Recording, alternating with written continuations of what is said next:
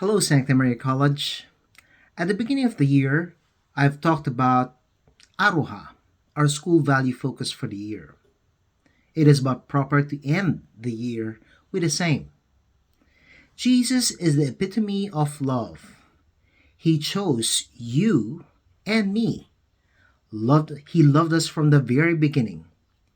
He does not mind if we have done wrong because his love does not judge, rather welcomes everybody. I'll tell you a story. There was this one boy who was walking around their garden, their backyard, and he noticed that in his garden bed, he saw this worm, and he was so fascinated by this worm. He watched it carefully until finally some bugs came in, bothered the worm, so the worm tried to hide inside the bed. He tried to hide under the soil, and after a while his head went up again. He did the same for about 5 minutes, and he was so fascinated, and he said, "Ooh, this worm is a very fragile worm that needs to be protected, that needs to be saved every now and then." Well, after a while, his dad came, the boy's dad came, and asked him, "What are you doing?" The boy said, "Well, Dad, I'm actually watching this worm." And he said, "Honestly, given a chance to make a wish, I would like to be a worm." The dad was startled and he was said, "What? Why do you want to be a worm?"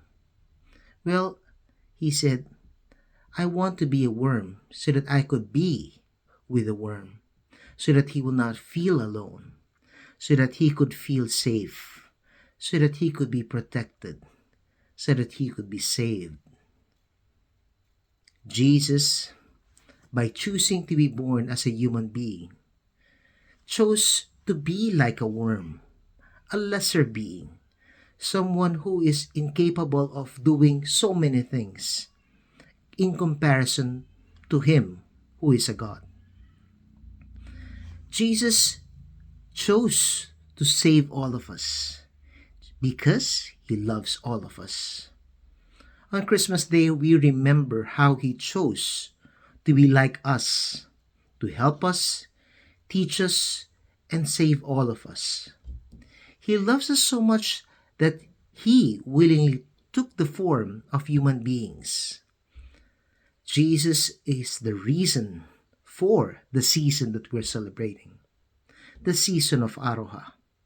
There wouldn't be Santa Claus, there wouldn't be Christmas carols, Christmas presents, if not for Jesus giving the first present to the world, his life.